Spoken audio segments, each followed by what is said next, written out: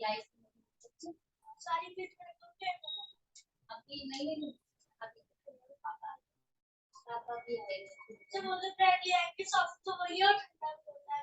Bread नहीं खाना, कुछ भी नहीं खाना। डॉक्टर ने व्यक्ति को बुलाइए।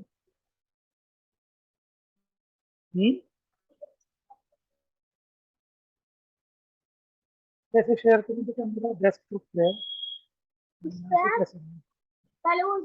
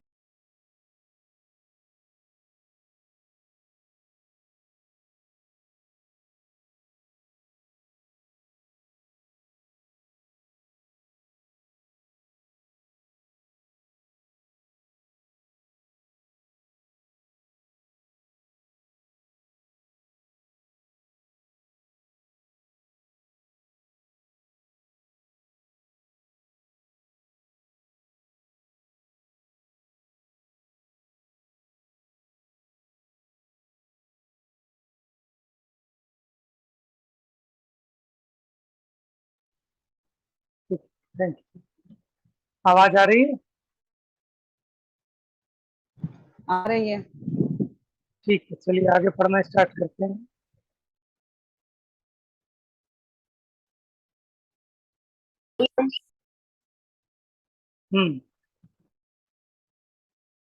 चिरकाल से हमने काम भोग की बातों का ही परिचय किया है। भाग्योदय से अब सुखदायी तत्व कथा की रुचि जागृत हुई। क्या कह रहे हैं यहाँ पर कि जीव ने अनादि से पापों की, काम भोग की बातों का तो परिचय किया, लेकिन ये तत्व की कथा का आज तक परिचय नहीं किया। अब हमारा भाग का उदय आया तो हमको ये रुचि जागृत हुई है। वहां 13 पंथ शैली में मैंने तत्व ज्ञान का अभ्यास किया है। पहले शैलियां चलती थी, ठीक है, जैसे स्वाध्याय भवन होते हैं ना अपने, इस तरह से पहले शैली होती थी। वहां इन्होंने तत्व ज्ञान का अभ्यास किया, जहां जिन सिद्धांत के प्रसाद से उसकी वचनिका लिखी। पढ़िए, कौन पढ़ेगा यहाँ से? पढ़ो मामी जी, पढ़ो आप।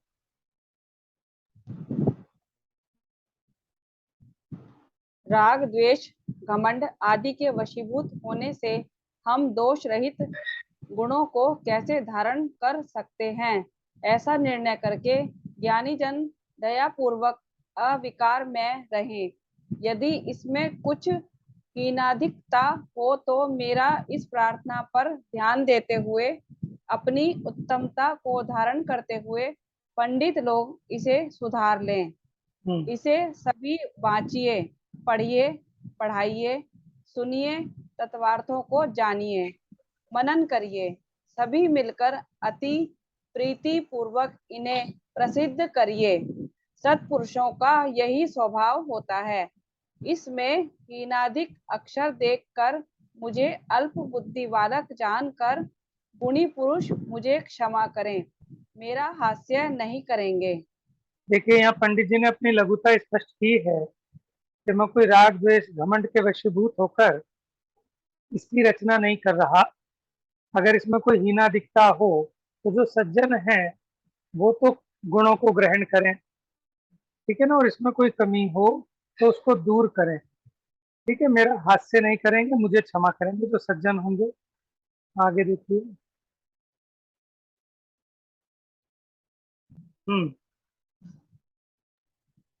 पढ़िए आगे। भुक्ति, लौकिक सुख, मुक्ति, मोक्ष, सुख को देने वाली, इनका मार्ग बता देने वाली,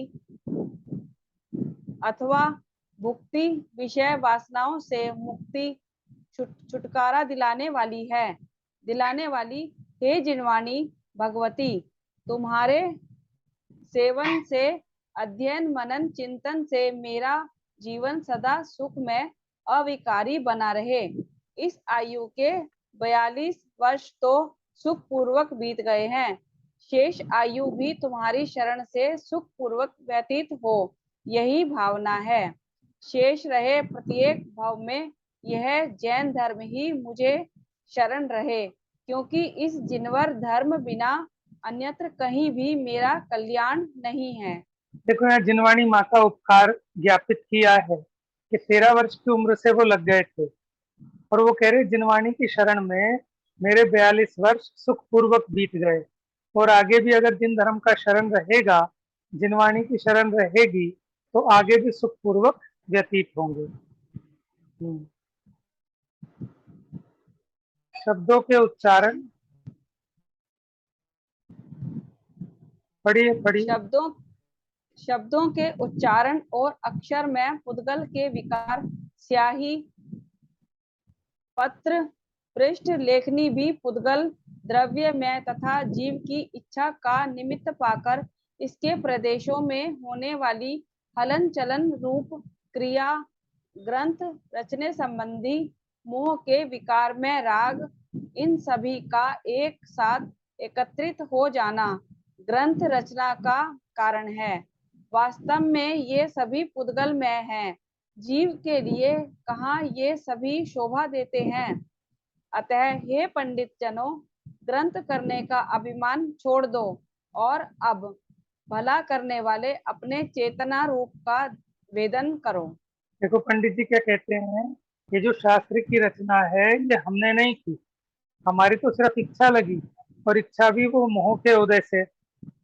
बाकी तो अक्षर पुद्गल में, ये जो शब्द हैं ये पुद्गल में, स्याही, पत्र, पन्ना, किताब, बिलद, ये सब पुद्गल के हैं। तो इसलिए अभिमान छोड़ दो कि मैंने शास्त्र रचा और अपने चेतन स्वरूप का वेदन करो। चलिए आगे और कोई पढ़िए। यद्यपि मैं जीव द्रव्य हूं से, और कौन पढ़ेगा जिसका नंबर नहीं आया हो।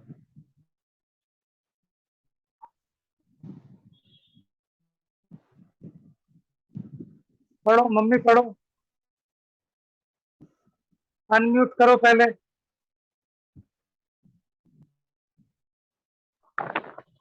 अब बोलो। यद्यपि मैं जीव द्रव्य हूँ, मेरा नित्य चेतना स्वरूप है, तथापि अनादि से ही कर्म मल रूपी कलंक लगा हुआ है। उसका निमित्त पाकर रागादि भाव हो रहे हैं। दुष्ट के समान शरीर का संयोग होता है, उन भावों का निमित्त पाकर पुनः कर्म बंद होता है। इस प्रकार मशीन के समान यह बनाव अनादि से चला आ रहा है। इस प्रकार भटकते भटकते मनुष्य शरीर का संयोग हो गया। इससे यदि हो सके तो निज थल मोक्ष दशा को प्राप्त करने का प्रयास कर लेना चाहिए। देखो मैं जीव द्रव्य हूँ, मेरा स्वरूप चेतना रूप है, लेकिन फिर भी अनादि से कर्म रूपी कलंक लगा है, जिसके निमित्त से निरंतर रागादि भाव होते हैं, फिर रागादि भाव से नए कर्म बनते हैं, फिर कर्म का उदय आता है। माने ऐसा एक चक्र मशीन की तरह चल रहा है। अब ये मनुष्य पर्याय मिली है और इससे यदि हो सके तो मोक्ष दशा को प्राप्त करने का प्रयास कर लेना चाहिए।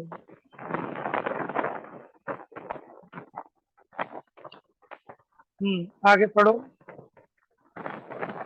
मैं आत्मा और शरीर रूप पुद्गल स्कंद, इनके परस्पर एक क्षेत्रावकार रूप संबंध में असमान जातीय द्रव्य पर्याय युक्त यह मनुष्य पर्याय उत्पन्न हुई।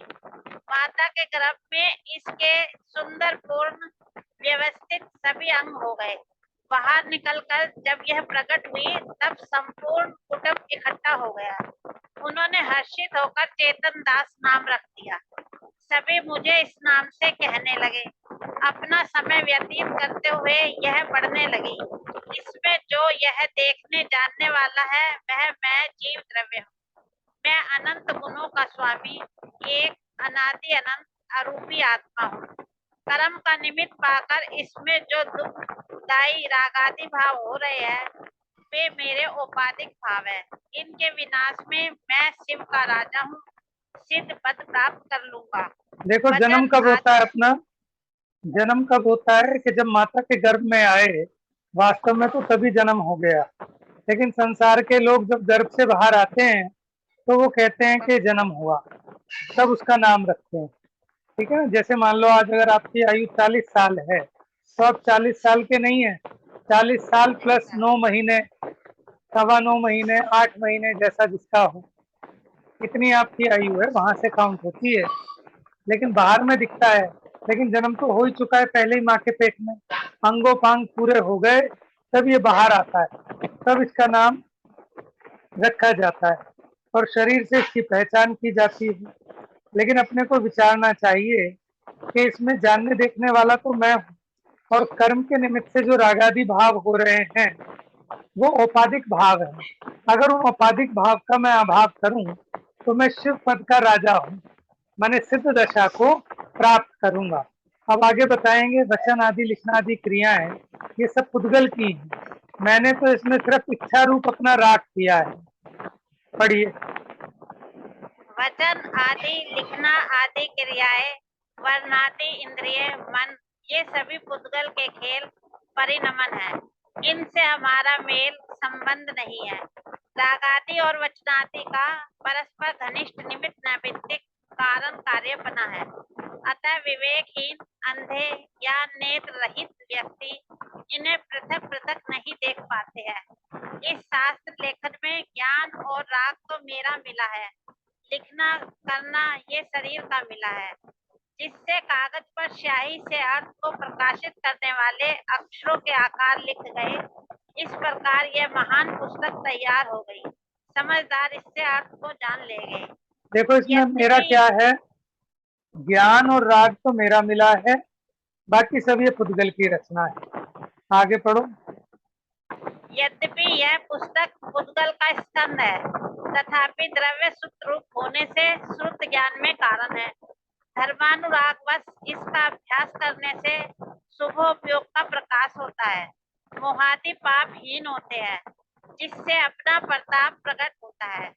और शुद्धात्मा का ध्यान करने से समर्थ शुद्धोपयोग में आगे बनना वीतरागता प्रकट होती है। उससे ज्ञानानंद स्वरूप अमल, अनुपम निज पद, पूर्ण स्वरूप स्थिरतामय दशा की प्राप्ति होती है। इस शुद्ध परम पद को प्राप्त करने से केवल दर्शन, केवल ज्ञान प्रकट होता है, जिससे अपने अपने गुण पर्याय रूपी लक्षणों सहित सभी पदार्थों रूपी लक्ष्य प्रत्यक्ष ज्ञात हो जाते हैं। आकुलता का कोई भी कारण शेष नहीं रहने से सर्वथा सुखी हो जाते हैं।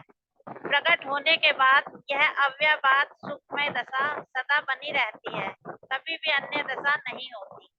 देखो जो शास्त्र है तो ये पुद्गल का स्कंद, लेकिन फिर भी अपने श्रुत ज्ञान होने में नित्य कारण है, क्योंकि इसके निमित्त से धर्मानुरागवश जब हम इसका अभ्यास करते हैं तो पापों का नाश होता है, शुभोपयोग का प्रकाश होता है, अपने मोह की हीनता होती है, अपना वैभव समझ में आता है, वीतरागता प्रकट होती है।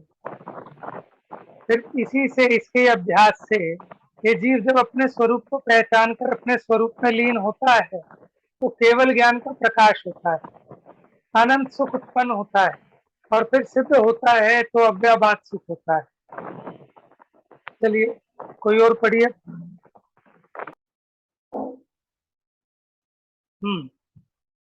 चलो वैशाली पढ़ो। शास्त्राभ्यास का ऐसा उत्तम फल जानकर मेरी सीख मानकर नित्य शास्त्राभ्यास में लगे।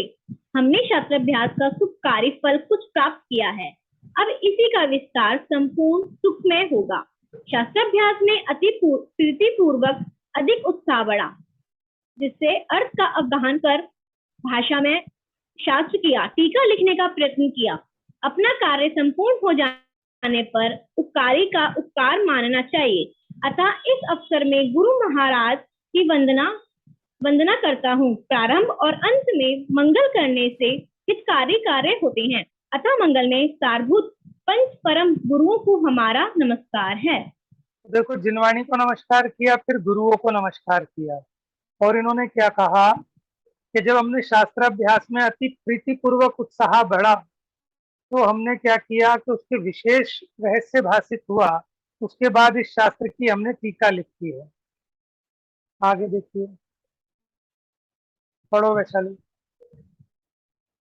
अरहंत स्थित आचार्य उपाध्याय साधु ये सभी पदार्थों के प्रकाशक मंगलमय उपकारी हैं। इनका स्वरूप जानकर प्रकट हुआ राग के कारण भक्तिवश शरीर को झुकाकर स्तुति का उच्चारण किया है। आप धन्य हैं, धन्य हैं। आपके कारण ही हमारे सभी कार्य संपूर्ण हुए हैं। अतः हाथ जोड़कर आपकी हम बारंबार वंदना करते हैं। अब हम कुछ ऐसा मंगल कल्याण सुख चाहते हैं जिससे जो दशा आपने धारण की है वह मेरी भी हो जाए। ठीक है, ये तो आपने बहुत सुना होगा ये वाला छंद। अरहंत सिद्ध सूरी उपाध्याय साधु सर्व अर्थ के प्रकाशी मांगलिक उपकारी हैं। इनको स्वरूप जान राग ते भई जो भक्ति काय को नमाए स्तुति को उच्चारी हैं। धन्य धन्य तुम ही ते काज सब आज भय कर जोर वंदना हमारी बार बार है। मंगल कल्याण सुख ऐसो अब चाह तू है। ओहु मेरी ऐसी दशा जैसी तुम धारी है।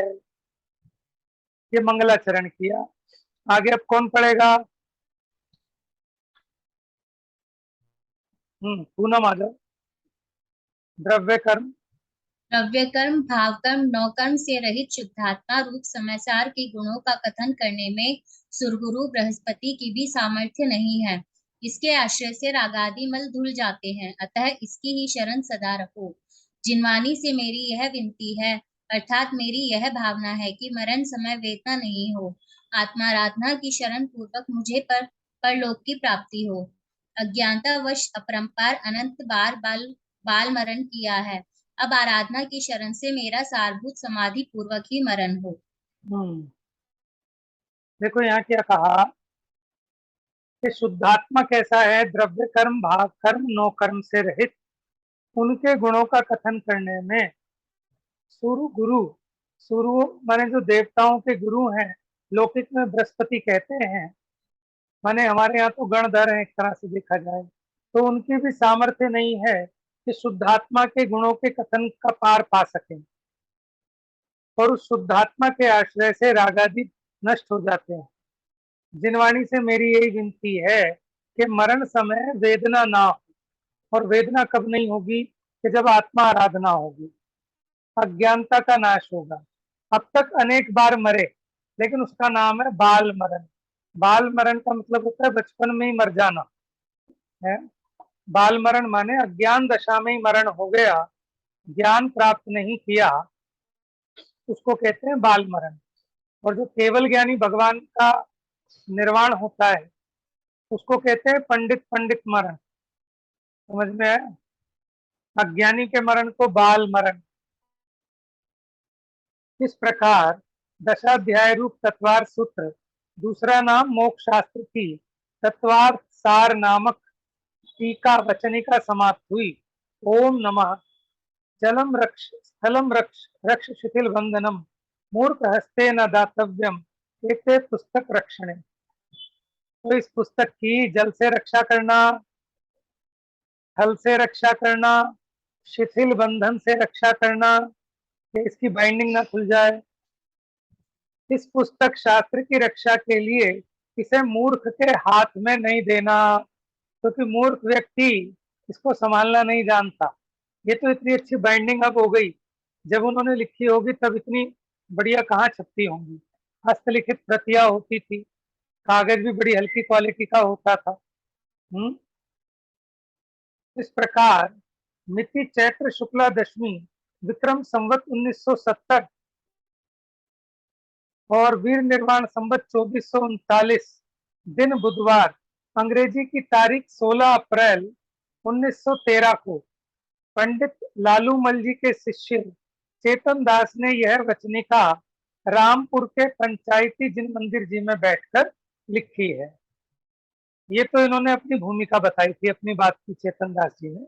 अब ये जो मूल ग्रंथकार है उमा स्वामी आचार्य, और ये जो ग्रंथ है अब उसका परिचय देंगे, ये ग्रंथ की क्या विषय वस्तु है।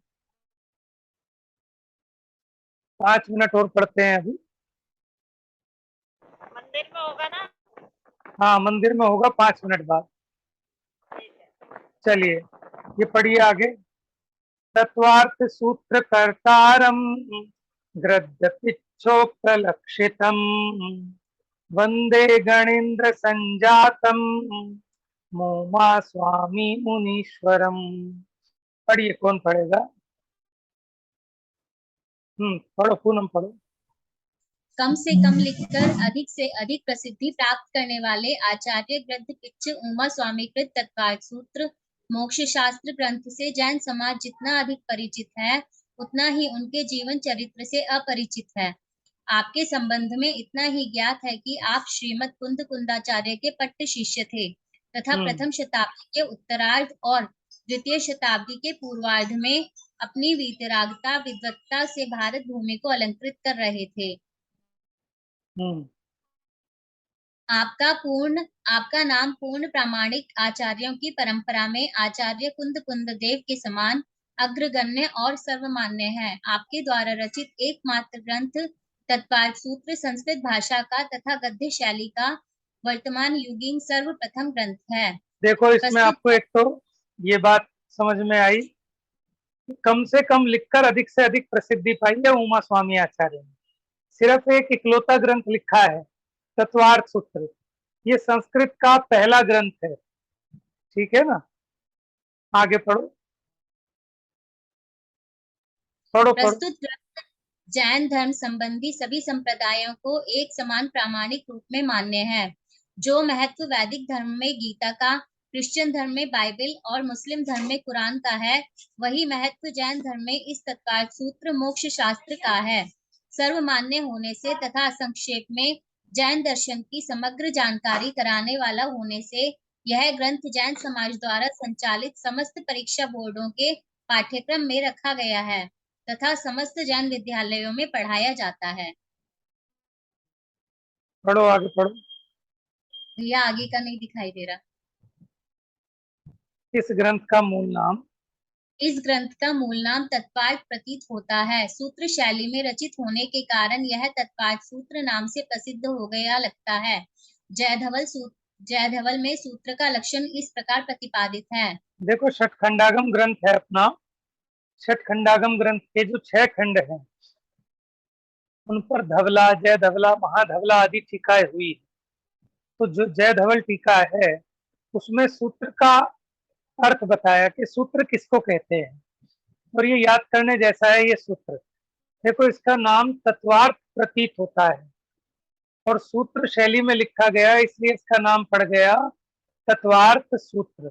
अब सूत्र की परिभाषा क्या है? देखो, अल्पाक्षरम संदिग्धम सारवद गूढ़ निर्णयम निर्दोषम हेतुम तथ्यम सूत्रमित्युच्यते बुधेयी। के अल्प अक्षर वाला होना चाहिए। सूत्र किसको कहते हैं? कि जिसमें अक्षर थोड़े हो, कम हो, और असंदिग्ध, यानी डाउट नहीं होना चाहिए। कोई शब्द ऐसे होते हैं समझ में ही नहीं आता, संशय उत्पन्न करने वाले होते हैं। तो जो सूत्र है वो असंदिग्ध होना चाहिए, संशय रहित होना चाहिए, सारभूत होना चाहिए, गूढ़ माने उसमें कोई गूढ़ बात कही हो, निर्णयम माने गूढ़ निर्णय को कहने वाला हो, निर्दोष होना चाहिए, हेतुम माने हेतुमान, तथ्य परक जिसमें फैक्ट दिए हो, सच्चाई दी हो। सूत्रम इति उच्यते बुधई, उसे ज्ञानी जन सूत्र कहते हैं। सूत्र के इतने विशेषण होने चाहिए। आगे पढ़ो। प्रस्तुत ग्रंथ के 10 अध्यायों में उपर्युक्त विशेषताओं वाले क्रमशः 33, 53, 39, 42, 42, 27, 39, 26, 47 और 9 सूत्र हैं। मात्र 357 सूत्रों में निबद्ध यह ग्रंथ वास्तव में जैन दर्शन की समग्र प्रतिपाद्य विषय वस्तु का सूची ग्रंथ के समान है। 10 अध्यायों में विभक्त इस ग्रंथ में 7 तत्व 9 पदार्थों का वर्णन है। पहले से चौथे अध्याय पर्यंत जीव तत्व का, 5वें में अजीव तत्व का, 6वें और 7वें में पाप पुण्य रूप आश्रव तत्व का, 8वें में बंध तत्व का, 9वें में संवर और निर्जरा तत्व का तथा 10वें में मोक्ष तत्व का वर्णन है। अन्य ग्रंथों के प्रथम पद परक नामों के समान यह ग्रंथ मोक्ष मार्गस्य नेतारम इत्यादि मंगलाचरण में मोक्ष पद से प्रारंभ होने के कारण मोक्ष शास्त्र नाम से प्रसिद्ध हो गया है। बस अब देखो, इसमें ध्यान रखना, ये जो 10 अध्याय हैं, पहले 4 अध्यायों में कौन से तत्व का वर्णन किया? जीव तत्व का। ठीक है, पहले 4 अध्यायों में जीव तत्व का वर्णन है, 5वें अध्याय में अजीव तत्व का, 6ठे 7वें में आश्रव का। अब आश्रव 2 प्रकार का है, पुण्य और पाप रूप। ठीक है, 6ठे 7वें में आश्रव का निरूपण है, 8वें में बंध का, 9वें में 2 संवर और निर्जरा का, और 10वें में मोक्ष तत्व का वर्णन किया है। इस ग्रंथ का दूसरा नाम मोक्ष शास्त्र इसलिए पड़ गया होगा क्योंकि इसका प्रारंभ मोक्ष मार्ग से नेतारम, तो मोक्ष शब्द से हो रहा है। तो बहुत सारे ग्रंथों के नाम ऐसे हैं कि मोक्ष से प्रारंभ हुआ तो उस ग्रंथ का नाम मोक्ष शास्त्र रख दिया। समझ में आया? बाकी चर्चा इसकी कल करेंगे, आगे इसकी महिमा बताएंगे, फिर उसके बाद ठीक है, शेष चर्चा अब इसकी कल करेंगे, आज समय थोड़ा ही है। जा वाणी के ज्ञान से सूझे लोकालो, ओ वाणी मस्तक नमो सदा देत हूँ।